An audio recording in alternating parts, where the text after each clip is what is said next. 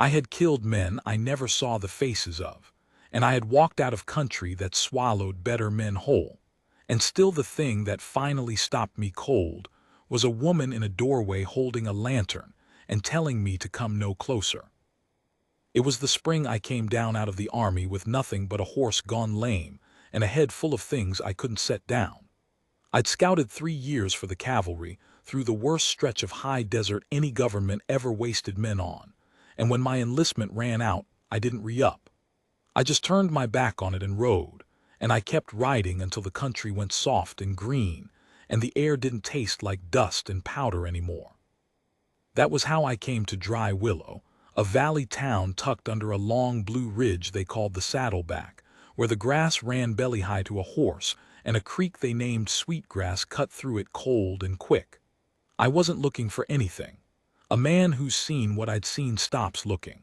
He just goes until something makes him stop. The Mercer place made me stop. I'd come down the wagon road at dusk, my gelding favoring his off-hind, and I'd seen the lamps of a ranch house through the cottonwoods, and figured I'd ask to bed down in a barn and pay with a day's work.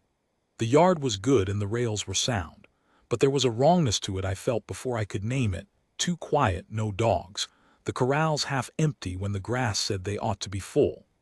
I'd learned in the campaign to read a place the way you read a man's hands at cards, and this place was bluffing. It was trying to look like more than it had left. I was 20 feet from the porch when the door came open, and there she was with the lantern up, and a long-barreled rifle laid easy across her forearm like she'd been born with it there. "That's far enough," she said. "Whatever you're selling, I'm not buying, and whatever you're running from, you can keep running." I stopped. I'd learned that too, when a steady hand tells you to stop, you stop, because the steady ones are the ones who'll actually pull. And she was steady. The lamp didn't so much as tremble.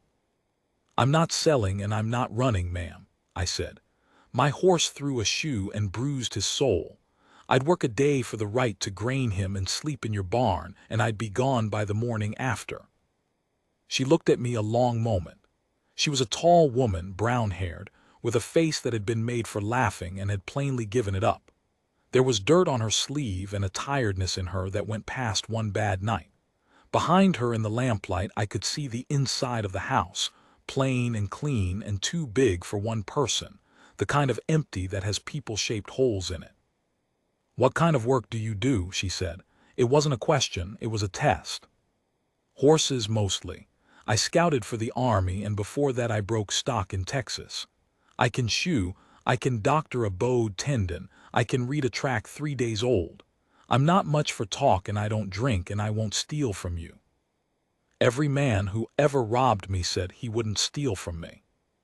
"Then I won't say it again," I told her, and turned to lead my horse back toward the road. "I'll find a creek bank. Sorry to trouble you." "Wait." I waited. She came down off the porch and walked a slow circle around my gelding, the rifle still in the crook of her arm but pointed at the ground now, and she ran her free hand down his bruised leg with a touch that knew exactly what it was feeling for. When she straightened up, something in her face had shifted a 1/4 inch. "You poulticed this," she said. "Wild comfrey and creek mud, it's all I had." "It's what I'd have done." She looked at me again, longer this time, like she was adding a column of figures and not liking the sum. "Barn's dry. There's grain in the bin, take what he needs. You can have supper at the back step, not the table, and in the morning we'll see about the day's work." She paused at the porch. "My name's Della Mercer. This is my place. Mine, you understand me, not my husband's, not my father's, mine. You'll remember that." "Reese Calloway," I said. "I'll remember it." That was the whole of it. That was the night the lantern stopped me, and I have thought since that a man can ride 10,000 miles to get away from his own life, and the Lord will set a light in a window to bring him up short and say, "No, son, you're not done yet. You've just been looking the wrong direction." The day's work turned into a week without either of us deciding it should. I learned the shape of her trouble the way you learn the shape of a wound in the dark, by what makes the person flinch. The Mercer place ran horses, good ones, mountain-bred, hardy, the kind the Army and the freight lines paid real money for, but the herd was thin and getting thinner. Half the corral stood empty. The first morning I rode the fence line with her and counted, and what I counted didn't square with the size of the operation. Somebody had been bleeding this ranch, and it wasn't rustlers, because rustlers leave sign and there wasn't any. "It's a cat," she finally said the third day when I asked her straight. We were up on the bench above the home pasture and she was looking at the saddleback the way a person looks at a thing they've come to hate. "A cougar. Big one, come down out of the high country in the fall and never left. It's taken 9 heads since the snow broke. Foals mostly, and 2 grown mares it ran off a cliff. It's smart. It hunts the spring pasture where the young stock is, and it's killed enough that the band won't settle anymore. They bunch and bolt at nothing, and a horse that won't settle isn't worth selling and isn't safe to keep." "You hunt it." "I've sat up 4 nights with this rifle and seen nothing but my own eyes playing tricks. My father would have tracked it to its den and ended it in a day." She said the word father carefully, the way you'd carry a full cup. "He's 3 months in the ground. Heart gave out in the saddle. They found him sitting his horse against a fence post like he was resting, except he wasn't." I didn't say I was sorry. People say that, and it means nothing. I just let the quiet hold the words she'd set down, which is the only respect grief ever really wants.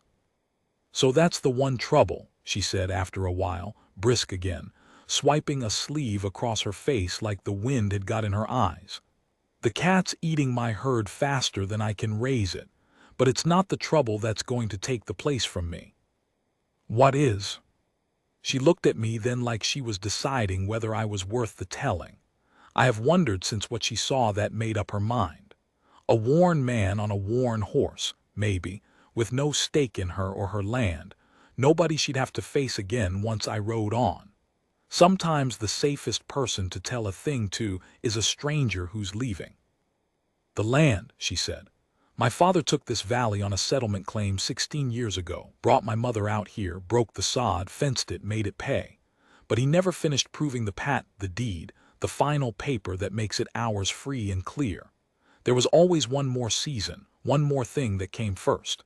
He filed and refiled and let it ride, and the law looks the other way for a man with a good name as long as he's working the ground." She drew a breath. "But the claim was filed in his name and my mother's jointly as a married settler. That's how the homestead law reads, a head of household. My mother died when I was 9. My father never remarried, so for years it sat half-proved and nobody troubled him, because everybody knew the Mercers and everybody knew the land was theirs in every way that mattered but the ink. And now he's dead, and I'm a woman and I'm not married." She said it flat, with no self-pity, which somehow made it land harder. "The patent reverts unless it's proved up by the court date, by a settler who answers the law's idea of a settler. The land office at Halden has it down that the claim can be carried forward and patented if a married couple takes up residence and proves the improvements before the term runs out, 41 days from now. If I'm not married and on this land as a wife with a husband proving alongside me by then, the claim lapses, and the first man in line to file on the lapsed land is Sutton Vance, who runs 3,000 head on the flat below me and has wanted my creek since before my father was cold." "Marry then," I said. It seemed simple to me, the way other people's troubles always seem simple. "There must be men in that town who'd." "There are men in that town who'd marry the creek and tolerate the woman that comes with it," she said, and the bitterness in it was old and worn smooth. "There's Sutton Vance himself, who offered, in those words near enough, marry him and merge the brands and he'd let me keep a room in the house I was born in. There's 2 of his hands he'd put forward like prize bulls. There's a widower in town with 5 children and a temper, and there's not one of them who'd marry me without taking the place along with my hand, because to every one of them a wife and a deed are the same paper signed twice." She turned and looked at me full on, and her eyes were dry and direct, and absolutely without illusion. "I won't do it. I'd sooner hand the land to Vance clean than be a wife who's really just a witness to her own robbing. My father built this with his hands, and he gave it to me with his last breath, and it is mine, and I will not buy 41 days by selling the only thing he left that I get to keep, which is myself. I have heard a great many brave speeches in my life, most of them from men about to do something foolish. That wasn't one of those. That was the truest thing I'd heard a person say in 3 years, and it came from a woman with dirt on her sleeve standing on a hill she was about to lose.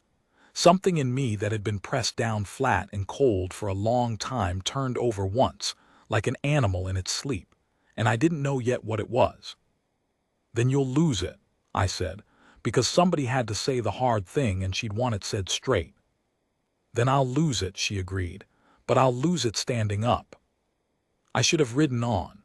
My horse was sound by then. I'd worked my week and more, and the valley had done what I'd wanted it to do. It had quieted me some, slowed the thing in my chest that wouldn't stop running. There was no call for me to stay and watch a stranger lose her home to the law and a cat. But I lay awake in that barn on the clean straw, and I listened to the horses moving uneasy in the dark with the cat fear in them. And I thought about a man propped dead against a fence post like he was only resting. And I thought about a deed that turned a woman into a witness to her own robbing. And along about the gray hour before dawn, I understood that I'd already decided. I'd decided the moment she said she'd lose it standing up. Maybe a man who spent 3 years taking things from the world goes looking, without knowing it, for one thing he can give back. I found her at the corral the next morning, throwing hay to the bunched and nervous band. "I've got a proposition," I said, "and I'd ask you to hear the whole of it before you raise that rifle." She set the fork down and folded her arms and waited, which was answer enough. "You need a married man on this land for 40 days. I need work and a roof and a country where nobody knows my name, and I'm not particular about staying any place longer than that." I made myself say it plain, the way you tell a hard thing fast so it doesn't fester. "Marry me. On paper. I'll be the husband the land office needs and not 1 inch more than that. I'll prove the improvements alongside you. I'll sign what wants signing, and the day the pat's clean and yours, I'll sign whatever sets me loose and I'll ride out, and the place will be yours, free and clear and in your name, with no claim on it from me and no claim on you. You can pay me a hand's wage for the work and call it that. I want nothing of the land. I want nothing of you. I'd just as soon do one decent thing before I forget how." I've never seen anybody go so still. The wind moved the grass and the horses shifted, and she stood there like she'd been carved, and then her chin came up that 1/4 inch I'd learned to watch for. "Why?" she said. "Because I've spent 3 years on the wrong side of every transaction I was part of," I said. "And because you're right that it's yours, and I find I don't much like watching a thing get taken from somebody it belongs to. I've done enough of the taking." That's not a reason a sane man gives. "No," I agreed. "I don't expect I've been entirely sane since the campaign, but I'm sane enough to mean it, and you can hold me to every word, and the law will hold me to the rest." She studied me for what felt like a year. I let her. A woman about to put her whole life in a stranger's hands has earned the right to look as long as she wants. "Hear my terms," she said at last, and her voice had gone hard and clear and businesslike, and I understood she was protecting herself the only way she had left, by making it a contract instead of a mercy. "You'll have the back bedroom that was my father's and you'll keep to it. We are husband and wife to the court at Halden and to the eyes of this town, and to nobody and nothing else, not even to each other inside these walls. You'll take a hand's wage, no more, and you'll earn it because I won't have a kept man on my place. You'll not touch the whiskey, you'll not touch me, and you'll not ever once," here her voice caught just barely, the first crack I'd seen, "you'll not ever once let me believe you mean to stay because I have buried everyone who ever stayed and I won't be made a fool of by hopping. The day the patent's mine you ride. Those are my terms. You take all of them or none." "I take all of them," I said. "Then God help us both," said Della Mercer, "because I think we're getting married." We were married 4 days later in the clerk's office at Halden, with the clerk's wife and a man waiting to file a mining claim standing as witnesses, and it took less time than shoeing a horse. I wore a clean shirt she'd ironed without being asked, and never mentioned. She wore a gray dress that had been her mother's, taken in at the waist, and she stood beside me with her spine straight as a fence rail and said the words in a voice that gave nothing away. When the clerk pronounced it done and told me I could kiss my bride, she turned her cheek a fraction so that my lips, when I leaned in for the sake of the witnesses, brushed only the air beside her jaw. Nobody but us knew the difference. That was the first lie we told together, and we told it well. Sutton Vance was waiting on the boardwalk when we came out. I knew him before she said his name, big, prosperous, soft in the middle the way men go soft when other men do their hard work for them, with a good coat and a bad smile. He had 2 hands with him, lean and quiet, the kind I'd commanded by the 100 and never once trusted. He looked at Della and then at me and then at the marriage paper in her hand, and the bad smile didn't reach his eyes. "Married," he said. "Well now, to a saddle tramp nobody in this valley ever laid eyes on before a fortnight gone." He let that sit. "That's a convenient sort of timing, Della. A man might wonder at it." "A man might mind his own affairs," she said. "The land office is everybody's affair when a claim's about to come open." His eyes came back to me, and they were a deal smarter than the rest of him let on. "What's your name and where do you hail from?" "Reese Calloway," I said, "and from wherever I happen to be standing. Was there something you needed off me, Mr. Vance, or are you just taking inventory?" The 2 hands shifted.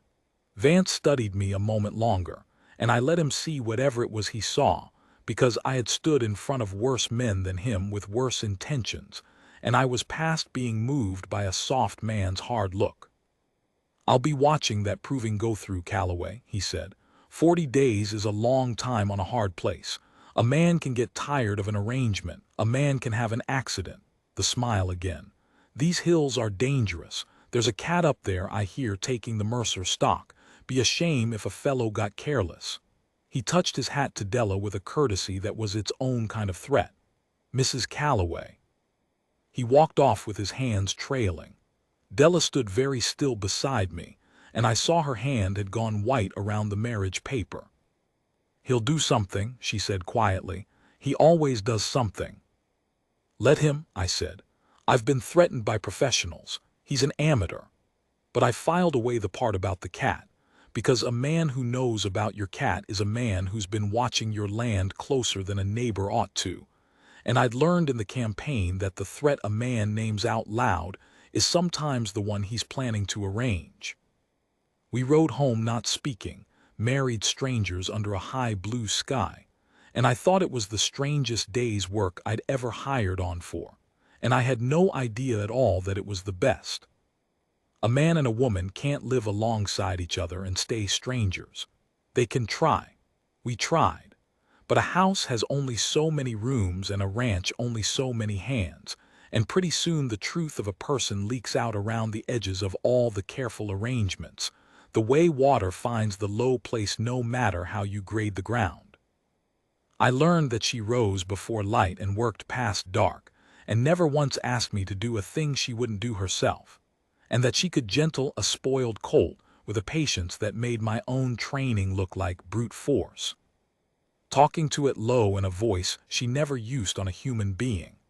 I learned that she cried at night sometimes, behind her closed door, in a way she'd have died before letting me see, and that in the mornings she'd come out with her face washed and her chin up and dare the world to mention it. I learned she set my plate on the table the second week without a word about the back step, and that she'd taken to making coffee strong because she'd noticed I drank it that way, and that these were the only language she had for the kindness she wouldn't speak. And she learned things about me, though I never told her. She learned that I came awake hard and quiet in the small hours and went out to stand in the yard until the dark stopped feeling like the campaign. She found me out there one night, the 3rd week, and she didn't ask. She just brought 2 cups of coffee and set one in my hands and stood beside me looking at the stars over the saddleback, and after a while she said, "My father used to do that, after my mother. He'd stand right about where you're standing." She didn't say anything else, but she'd named the thing without making me explain it, and I have never in my life been more grateful to a person, and I couldn't have told you why my throat closed up the way it did. What was it, she said, the next time she found me out there? The thing you can't sleep past. I'd never told a living soul. But the dark makes confession easy, and she'd earned the truth with that cup of coffee. So I told her about the campaign, about the country we burned, about the orders I followed that I'd give anything to unfollow now, about the faces I never saw and the ones I did. I didn't make myself out a hero because I wasn't one, and I didn't make myself out a villain because that's just a coward's way of asking for comfort. I just laid it down plain, the worst of it. The things that turned me from a man into a thing that rode and took and didn't feel. She listened to all of it. She didn't flinch and she didn't pet me and she didn't tell me it wasn't my fault, because she was too honest for that and she knew I'd have hated it. You came out the other side of it though, she said when I was done. Most men, that kind of thing, it eats them all the way down. You rode out of it and you stopped at a stranger's door and you married a woman you didn't know to save her land for no reason that pays you anything. She was quiet a moment. I don't think that's what a thing does, Reese. I think that's what a man does. I've been called a great many things in my life. No one had ever just looked at the worst of me and called me a man. I had to turn away so she wouldn't see my face, and she let me. And we stood there in the cold with our coffee going cold in our hands, and something that had been frozen in me for 3 years cracked clean through. And I knew right then I was in terrible trouble, because I had agreed to 40 days and I was already wishing for 40 years. The cat settled it. We'd been laying for it from the start. I'd ridden the high pasture and found its sign, the big round prints with no claw marks, the cached kills dragged up under deadfall, the rubbing tree where it marked its country. It was a tom and a big one, old and clever and grown bold, and it had learned that the Mercer foals were easy meat, and that the woman who watched for it watched in the wrong places. I'd hunted men who hunted like that. The trick isn't to be where the prey is. The trick is to be where the hunter's going to be. The night I'd worked it out, I told Della we'd sit up on the bench above the spring pasture, where the deadfall made a natural funnel, and where the moon that night would be 3/4 and rising late. You don't have to come, I said. I can sit it alone.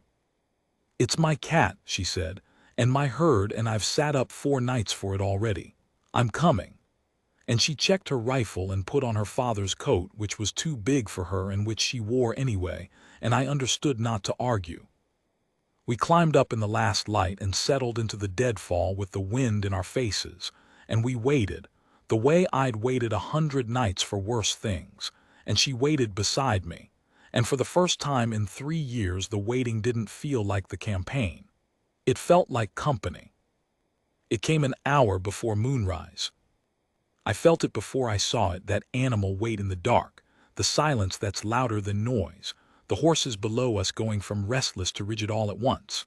Then the moon broke over the saddleback and laid silver across the pasture, and I saw it, low and long and the color of dead grass, sliding down the deadfall funnel toward a foal that had drifted from the band.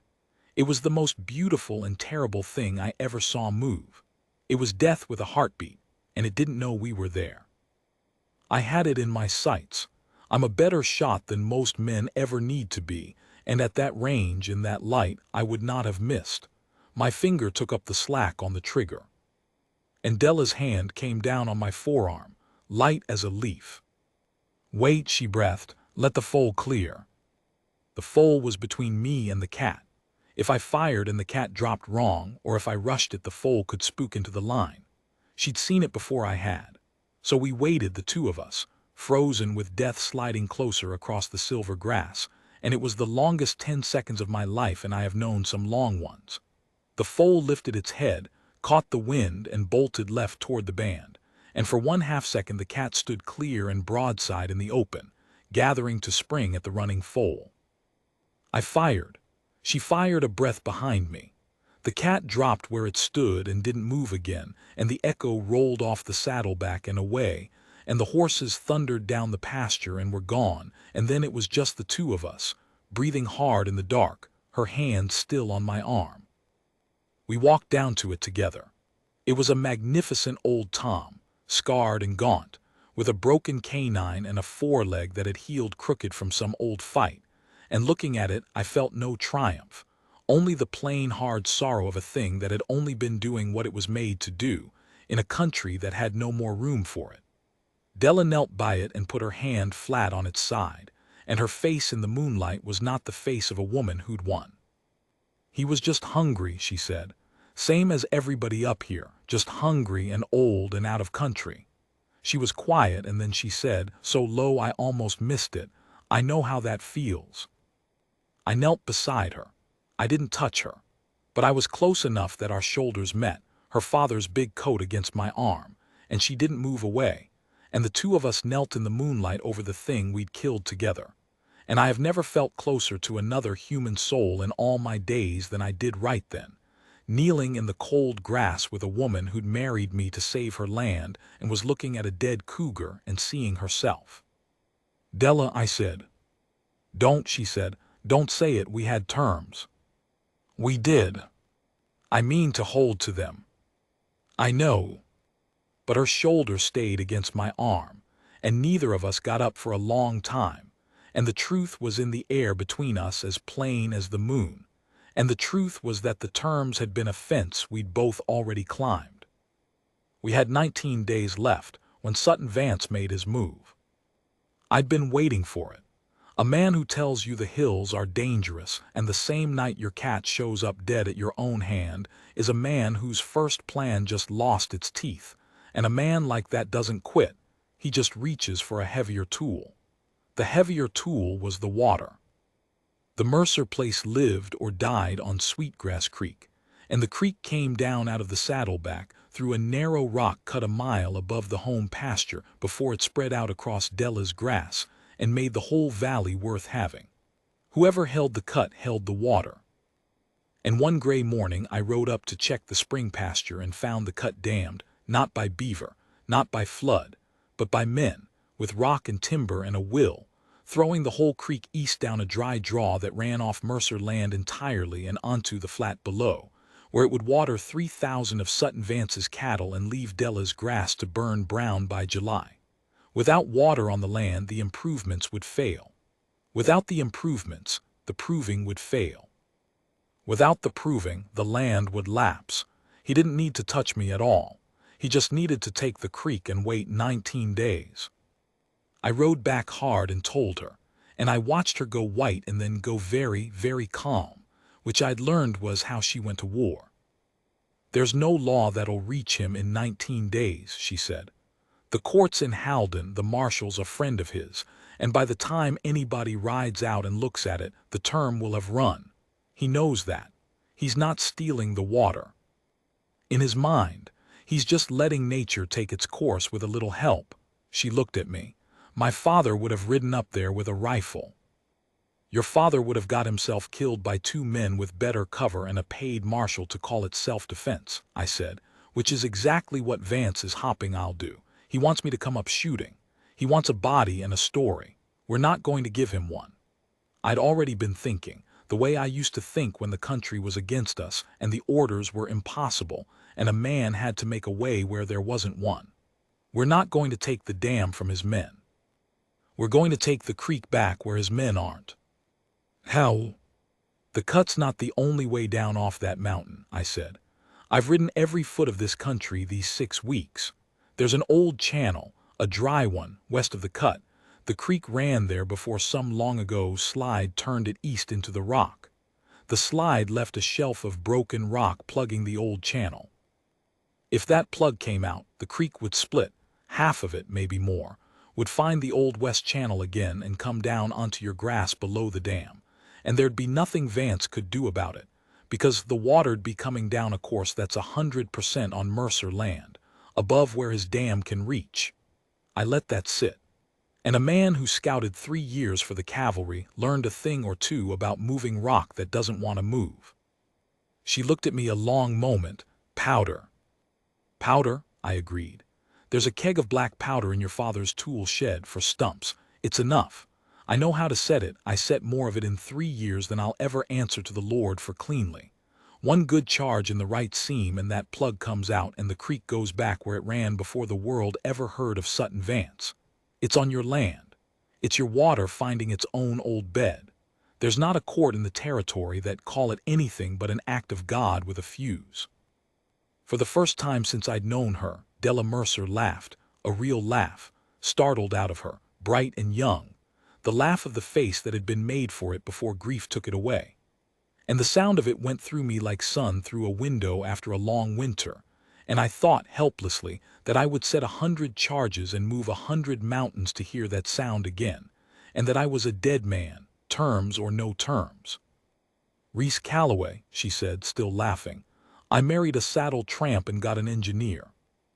"You married a man who spent his whole life breaking things," I said. "It's about time I broke something worth breaking."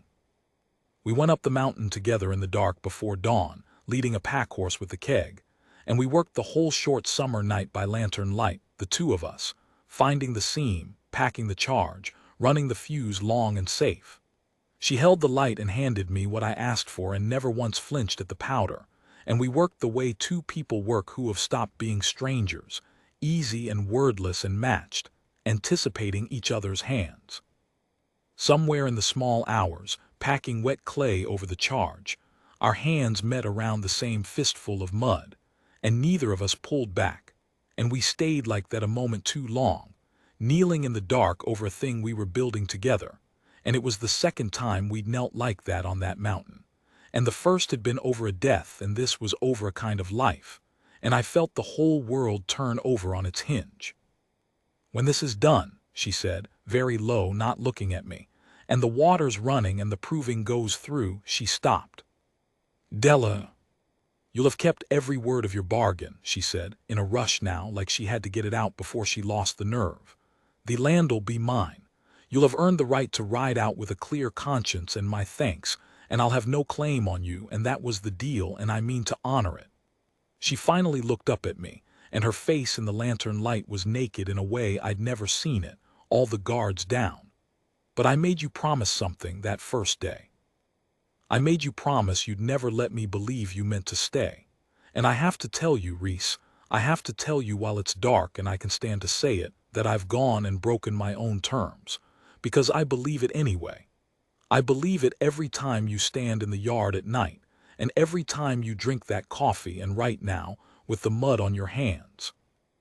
I believe you mean to stay, and I'm the one who's been made a fool by hopping, and I did it to myself. And I needed you to know before the water runs and you have to choose, that you wouldn't be a fool to stay. That's all. That's the whole of it. Light the fuse." I have replayed that moment 1,000 times, kneeling on a mountain with a fuse in one hand and a woman's whole heart laid bare in the other, and I have never once wished I'd answered different. "I'm not going to light the fuse," I said. "Reese, not till I've said my piece." I set the fuse down.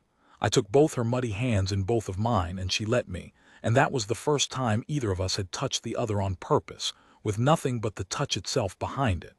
I agreed to 40 days because I was a man who didn't believe he had anything left to give, and every one of those days you gave me something back, a cup of coffee, a name. The worst of myself looked it straight and called a man anyway. I wasn't saving your land, Della. You were saving my life, and you didn't even know you were doing it, and you wouldn't take a dime for it. I don't want to ride out with a clear conscience and your thanks. I want to stay, not as a husband on a paper. As your husband, true, in front of God and that bad smiling neighbor and anybody else who cares to look. I'd take the land out of the bargain entire, keep it in your name forever. I don't want an inch of it. I just want the woman who comes with it if she'll have a broke-down scout who's better at ruining things than building them. Those are my terms. You take all of them or none."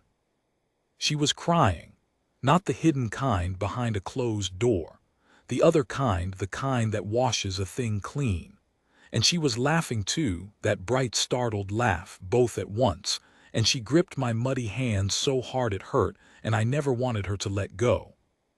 "I take all of them," said Della Calloway, who had been Della Mercer an hour before in her heart and would be in the eyes of the law as long as either of us drew breath. "God help us both. Now light the fuse, you fool, before the sun comes up. I lit the fuse.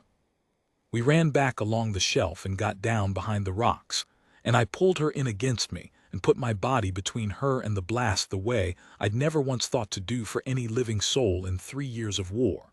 And the charge went with a sound that rolled off every wall of that high country and came back twice. And when the dust cleared, the old rock plug was gone, blown clean out of the seam. And Sweetgrass Creek hung still and surprised for one long moment, and then found its old bed and went pouring down the West Channel like it had been waiting 16 years for somebody to set it free. We watched the water come down. It ran silver in the first light, down off the mountain, down onto Mercer grass below the dam, where Sutton Vance's clever theft couldn't touch a drop of it, and it spread out across the home pasture, and the horses came down to drink, and the whole valley that had been dying began, right in front of us, to live. Della stood in the circle of my arm and watched her water come home, and I watched her because she was the better sight, and after a while she leaned her head against my shoulder, and she didn't take it away, and we stood like that, married twice now, once on a paper to save the land, and once on a mountain to save ourselves. And I knew that the second one was the one that counted. The proving went through. We rode into Halden on the last day of the term with the land office's man, who came out and looked at the creek running fat across Mercer grass, and the improvements all standing, and the brand and the herd, and a married couple living and working the land plain as day. And he signed the patent and made it ours, hers, in the name on the deed, exactly as I'd promised.